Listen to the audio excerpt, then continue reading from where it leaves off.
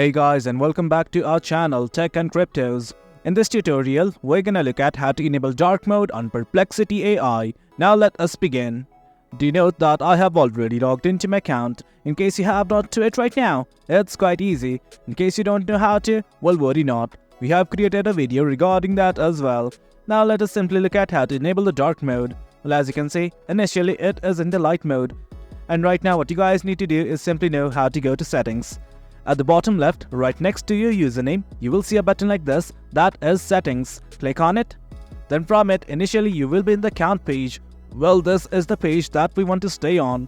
At the very top in the general tab, you can see a button like this, that is appearance. And right next to it, there is a button like this, that is system. Currently it is on light mode. I'm gonna click on it. And from here, it's gonna give me a few options, light mode, dark mode, or simply the system. Right now I want to enable the dark mode, so I'm simply gonna hit on dark. And guys, that is it. As you can see, dark mode has been enabled for my Perplexity AI account. This is it guys, this is how we enable dark mode for Perplexity. It's quite easy.